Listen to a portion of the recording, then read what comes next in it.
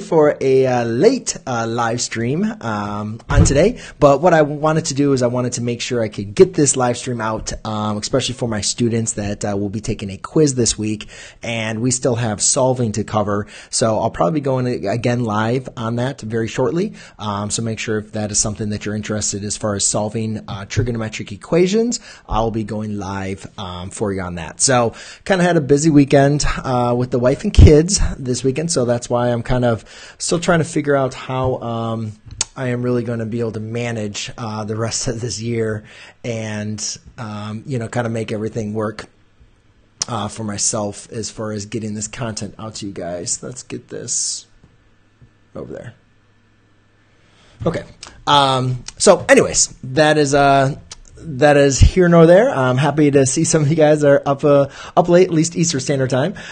For me, that's where I'm at. So, but good to see you guys. Some of you guys are definitely in on the chat, and I'm going to try to keep this short. Usually my live streams go about 45 minutes as, I work through these problems verifying identities. You can see we have 1, 2, 3, 4, 5, 6, 7, 8, 8 examples, and then I will do 4 multiple choice questions. So it usually takes me about 45 minutes. I'm going to try to move that along a little bit just because I have other things I have to do again tonight before I go back to school tomorrow.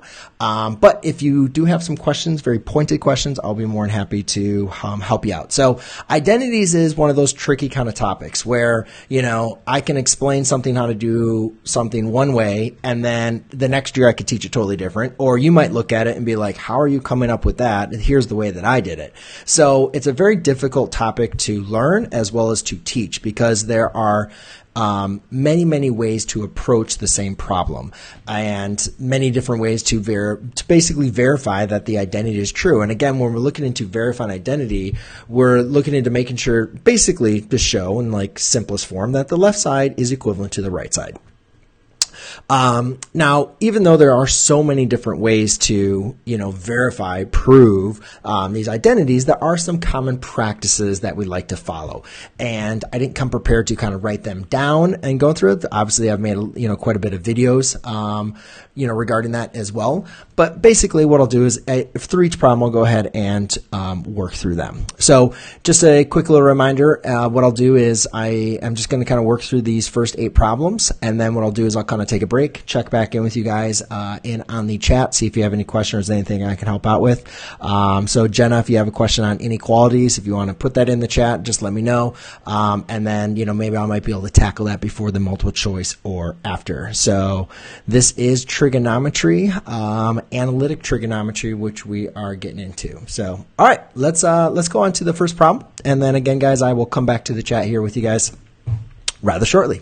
So we want to verify the identity. And basically we're trying to show that the left side is equal to the right side. So I think it's pretty obvious that it's going to be easier to simplify the left side to make it look like cosine rather than to try to take negative cosine of theta and then expand it to look like this. Immediately once I see that the tangent of pi halves minus theta, I think of my cofunction identities. And remember, the cofunction identities are basically like transformations of a graph. That's one way the way that I like to think about it.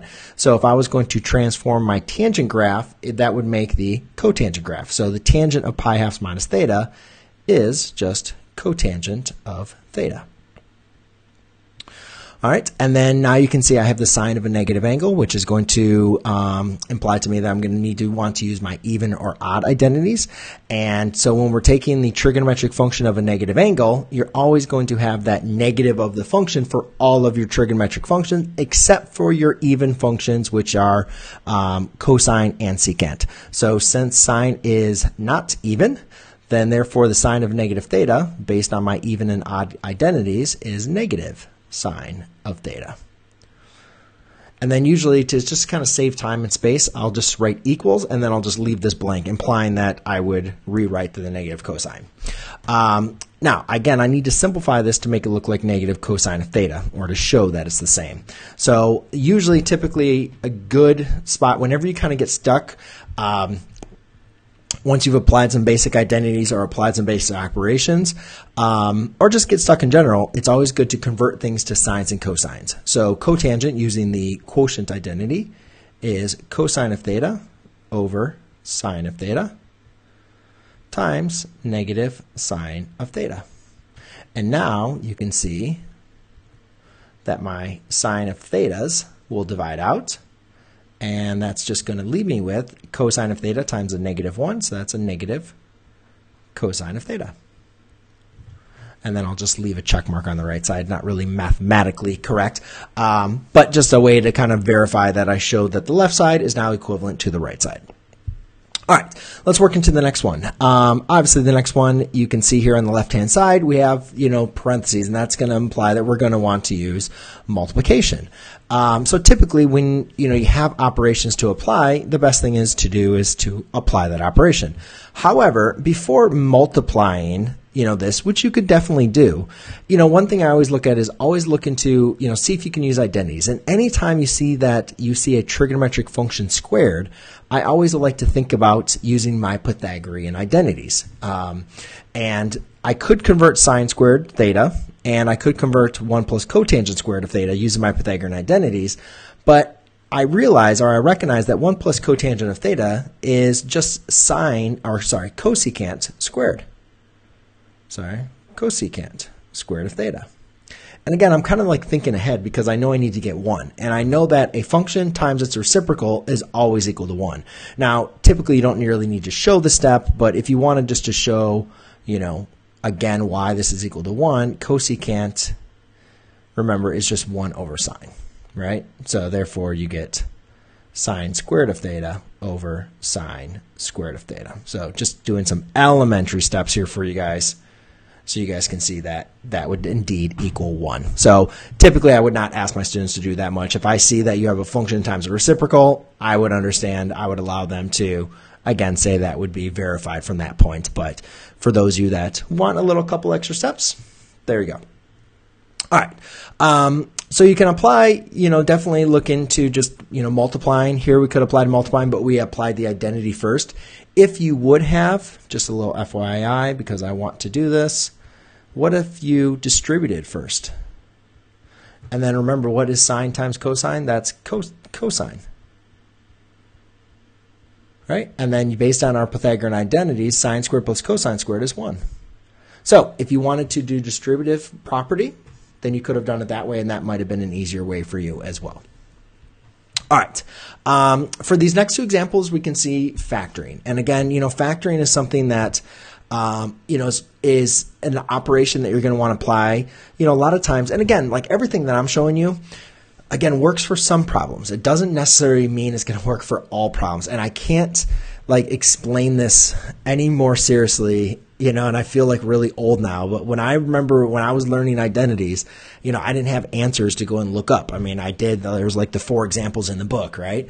But so when it really came into what I preach to you guys is to try it.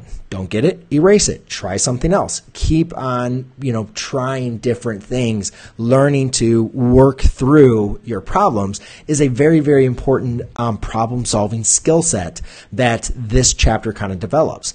And I think a lot of students have a hard time with that, especially for majority of you. You guys can hop on this live stream and see my answers, right? You can basically type in any identity into an app or online and basically get something similar, if not the exact same example shown step by step.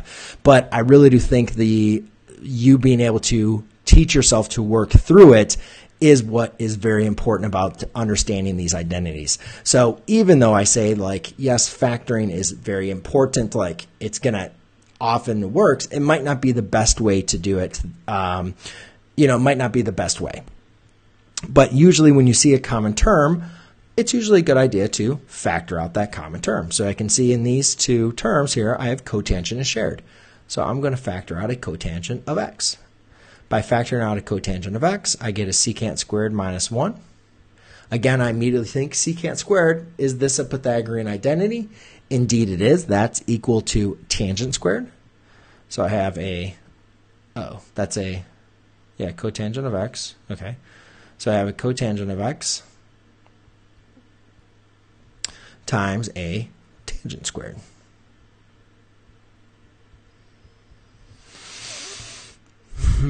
Okay, so again, let's try to see how this is going to equal, tangent. Well, couple different ways. We could write this in terms of sines and cosines, or, I'm just going to write this. I'm going to write one of the other ways that's kind of helpful is to rewrite tangent squared, or anytime you have a squared, as a tangent times a tangent.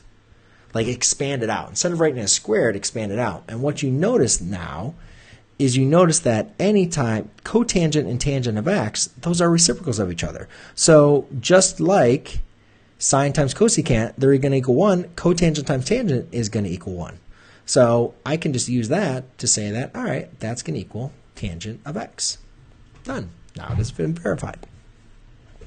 All right, here the left side, I see that I kind of have a trinomial. So automatically, whenever I see a trinomial, since exiting algebra 2, I kind of have my factoring like ears perked up and be like, uh-oh, this could be a factoring problem. And, sometimes if you want to just rewrite this in terms of x's, just to kind of go back to like the good old days of like, well, let's see, x squared.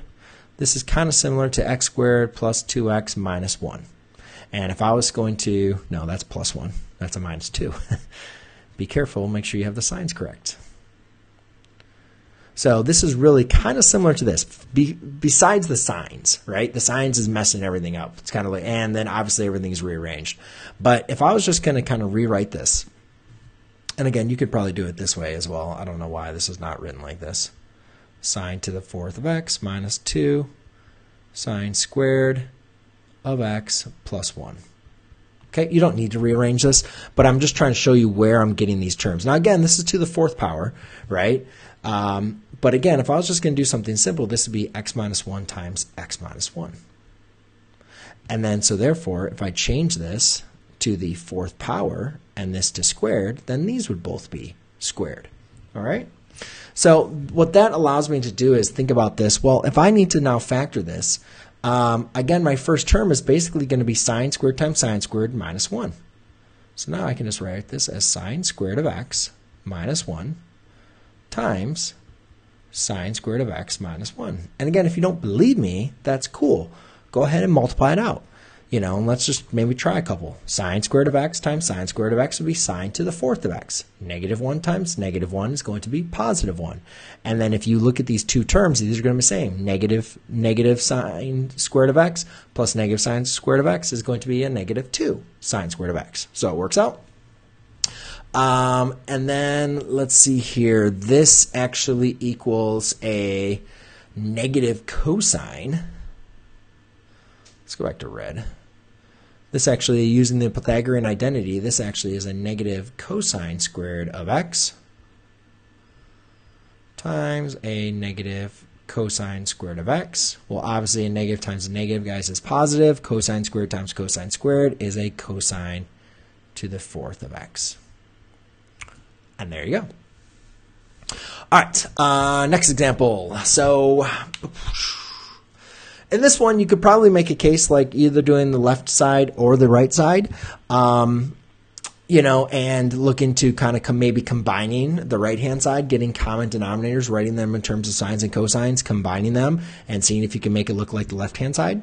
One thing that I notice is if I wanted to separate this fraction into two separate terms, I could just divide the sign into like both of those. And again, like this comes from like this. If I say 1/4 plus, let's just say 3/4. In reality, that is 1 plus 3 over 4, right? Which is obviously we know 4 over 4. But the important thing is we keep the common denominator and then we add the numerator, add the denominator. But this 4 is distributed into the 1 as well as in the 3. So what that means is I can just write this as 1 over sine of x minus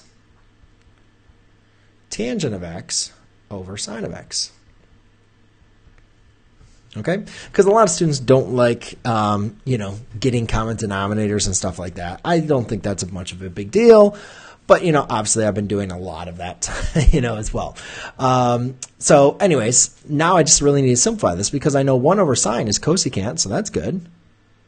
So let's go ahead and write tangent in terms of sines and cosines. So I'll do sine of x over cosine of x divided by sine of x. And then to simplify that, all I need to do is multiply by, 1 over sine of x.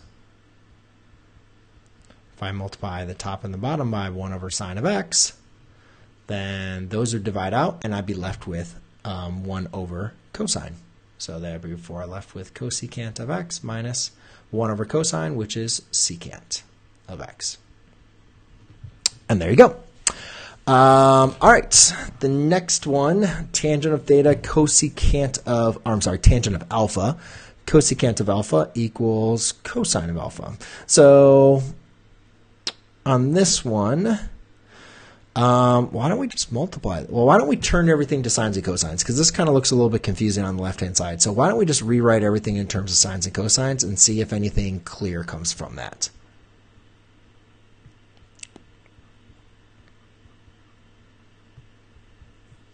All right, and then from there, what you can see now is the sines will divide out. So we're going to be left with, 1 over cosine of alpha.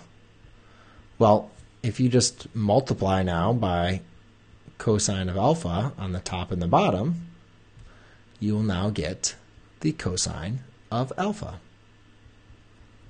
And there you go.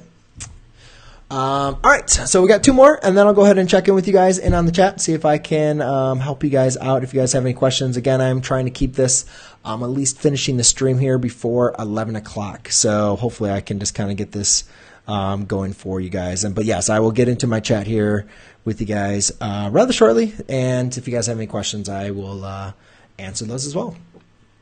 All right, next one I have cosine divided by 1 minus sine of x equals 1 plus sine of x divided by cosine. Now, obviously, if you kind of are thinking ahead, you could do what we did in this last example, but when I took cosine over 1 and cosine over sine, I'm not getting this, right?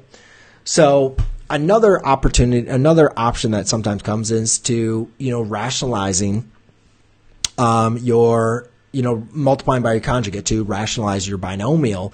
And what that does with trigonometric functions, trigonometric expressions, is it typically, not always, but often is going to create a Pythagorean identity. So we could do left or right side. We've done a lot on the left side so far. So I'm going to go ahead and change this up and work on the right-hand side. So if I wanted to multiply here by the conjugate of 1 plus sine of x, I would multiply by 1 minus sine of x. And again, this is just like the conjugate we use for radicals, as well as complex numbers in our previous chapters in the course. And just remember to keep the equivalent fraction. You're going to want to multiply on the top as well as on the bottom. Now, the nice thing about multiplying by the conjugate is that you have produced a difference of 2 squares. So if you have any experience on multiplying terms and their conjugates, you know that the difference of 2 squares, it comes rather simple to multiply them out, difference of 2 squares. And then my denominator is 1 sine cosine of x times 1 minus sine of x. Okay, obviously we recognize 1 minus sine squared of x is going to be equal to cosine squared of x, and that's divided by cosine of x times 1 minus sine of x. All right, now by applying the division property, I can divide out my cosines, and therefore I am just left with cosine of x over 1 minus sine of x. And there you go. Has been verified. So again, you can work on the left and the right hand side. There is no right way to do it. Typically, more problems I've seen, it's easier to work on the left hand side, or left side is more complicated. So it's easier to simplify it. But that's just usually how people write the problems. That's not a given by any means. All right, let's do the last problem, then I'll get into a chat with you guys.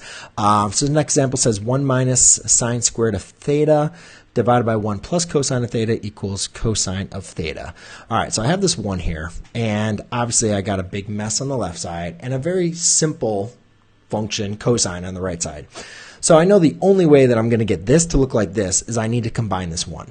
And so that means I need to get common denominators. So I am just going to rewrite 1 as 1 plus cosine of theta all over 1 plus cosine of theta, because I think you guys would all agree that 1 plus cosine of theta divided by 1 plus cosine of theta is equivalent to 1, right? So now when I subtract these, I keep my common denominator, and I'm left with 1 plus cosine of theta minus sine squared of theta all over 1 plus cosine of theta. Now, don't try to divide these out because these terms are separated by subtraction. But if I can rewrite it by separated by multiplication, I might have something. Either way, there's no signs here on the right-hand side, so I'm going to want to change the sine squared into a cosine. So why don't we use my Pythagorean identities? Make sure you very make sure that you keep your parentheses. So this would be, in terms sine, changing it to cosine would be 1 minus cosine squared of theta. And this is all over 1 plus cosine of theta. Don't want to run out of room, but I also want to make sure I show my work. As I distribute this, this becomes a -1, so the ones are going to add to 0. This becomes a positive cosine, so therefore I'm going to be left with, I want to show at least 2 more rows here. So I'm just going to be left with a cosine of theta plus a cosine squared of theta all over 1 plus cosine of theta. Now again, we need this to get to cosines, and it seems like I just have so many cosines going on here. But what's noticed is, again, I can divide things out if I can write it as a multiplication problem. So I hate doing this, but because I am short on space, I am going to do this. So I'm kind of like doing a page break and then going back over here. So I apologize for that. This is tell my students do not do this, but that's why I give them enough space, and I did not create enough space. Obviously, I could show this without showing my work, but I really think it's important for you guys to see where I'm getting these values. So I am breaking my own rules to make sure I can show all of my steps. But now you can see that my cosine of theta and my 1 plus cosine of theta are now separated by multiplication because they got factored out. So now they divide out, and I'm left with cosine of theta equals. Okay, guys, so I got 1, 2, 3, 4 problems. I got 10 minutes left. I hope you guys are doing awesome on ready to go back to school for another day here. And we're almost halfway. I mean, for those of you that are following my same kind of school schedule, we're roughly about halfway through, so that's awesome. And so I'm just going to kind of work my way back through the chat, say what up to some of you guys. So I do not understand sum to product and product to sum formulas. Sum to product, I don't think, I'm not going to be doing, we don't cover Jimenez, W. Jimenez, we 923. We don't cover sum to product in my class, or product to sum. So unfortunately, I'm not going to have anything coming up here in the next couple weeks. Next week, we will be covering sum and difference as well as double angle and half angle. But as far as my curriculum, that's as far as you guys get. Zakaria, do you have any books suggesting advanced mathematics? I do not have any books, but hopefully if anybody has any suggestions in the chat, I'd love to kind of see what you guys suggest one another. So if you guys do have any suggestions for advanced kind of mathematics, obviously I've taken a lot of courses from my professors, but as far as a good book, in general, I'm not really sure any suggestions. And Super Challenge Bros, hey, it says, hey, Super Challenge Bros, how are you? Tomorrow's exam, also, sweet. Namajas, remember when I first high school prepared myself for faculty admission test, I proved all I could find all of these. You can find a lot in Russian's problem books. Very good. Good to know. I'm not sure if I'm aware of any Russian problem books, so that might be something I'm now going to have to check out. Chrissy Crumb, you've helped me so out. Well, thank you. You are very welcome. Happy to help you out, Solid Snake, as well. Julian asked, what application am I using? So I am using, as far as my streaming encoder, I am using Ecamm, which is for a Mac. As far as what I am writing on my my documents, I am using Notability, which is, again, another Mac app. And then all of my documents and everything I create using Google Docs. So that is basically everything that I got going on. And hey, Joel, Hilton, I say my name. Awesome. Alexa, how are you? Carter, good to see you. Wolf, awesome. Joel, it is 10:52 now. I know I'm a little bit late coming back into there. And Jenna, you said you wanted help with inequalities, but I do not have any questions from you. So if you want any kind of questions, please let me know, because just inequalities, I don't know what else I can tell you. I mean, I could do some problems on inequalities, but oh man, a whole bunch of you guys came in at the beginning. I really I missed you guys saying hi at the beginning. Sorry about that.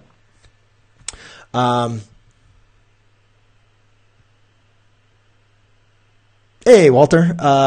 Double angles and half angles is in my curriculum for this year. So, yeah, we'll come up. We'll be doing those. And Iron Spot, I do not do AP Statistics. I apologize. We do have a AP Statistics teacher at my school, and he basically has all the courses on, or he has all the sections on AP Statistics. So, this year I just have pre-calculus. But, I'm not against doing AP Statistics, or at least getting my foot into statistics. I think maybe in a couple years, though, so that's probably not going to be of any help to you. So I apologize for that, but hopefully there are some great resources available as well to help you guys out. All right, guys, so I'm going to go ahead and wrap up the rest of these multiple choice questions, and then we'll go and finish it off. Again, I will be going live doing solving trigonometric functions. We'll probably get, hopefully I'm going to do that tomorrow. And then we'll have a quiz over this week over simplifying, verifying, and solving that I'll obviously go live maybe by this week or the weekend again. So there you go, guys. I'm going to go and wrap this up. And then obviously if you guys have any specific questions, maybe I'll go and fit something in real quick. But anyways, multiple choice. These will come up a lot of times on entrance exams, our final exams, our chapter tests. Again, I have parentheses. I know I'm just going to multiply these out. I know cosecant and sine is going to be my reciprocals. And cosecant times sine, remember cosecant's 1 over sine. So 1 over sine times cosine is going to be cosine over sine. So that's going to be cosine of theta over sine of theta, which is really 1 plus cotangent. So that's answer B. The next one, it's probably going to be easier to... Let's go ahead and write everything in terms of sines and cosines. So I have 1 over cosine of theta times sine of theta all over tangent of theta. Well, if I write things in terms of sines and cosines, then that is going to be sine over cosine. So sine of theta over cosine of theta. Okay, so sine over cosine divided by sine over cosine is equal to 1. Well, so therefore, really, then that's minus 1, which is equal to 1 minus 1, which is equal to 0, which is my answer, D. Let's see here. 1 over cotangent is really just tangent squared. Secant theta times cosine of theta is 1. So that's a Pythagorean identity, which is secant squared. I don't like secants, but we'll keep everything in terms of secants. So let's do this in terms of add a 1. So therefore, to get common denominators, I multiply by secant of x over secant of x. So that's going to give me secant squared of x minus 1 all over secant squared of x. Secant squared using my Pythagorean identities is going to be a tangent squared. So I have a tangent squared of x over a secant squared of x. So that might not be as obvious unless you convert them to sines and cosines. So let's go ahead and do that. So that would be a sine squared of theta over cosine squared of theta divided by 1 over cosine squared of theta. Okay. Now we're going to multiply by my reciprocal. And what we're left with is, what's happening here? I'm getting a sine squared, but I'm not seeing a sine squared. What did I do wrong? Secant squared minus 1. Tan squared, sine over cosine, 1 over cosine, multiplied by cosine. I'm getting a sine squared.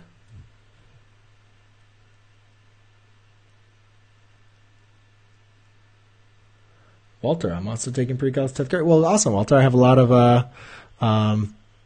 10th graders in my class as well. And Namaja is posting a book looks for some math Olympic or some math thing, so I'll accept that. So awesome.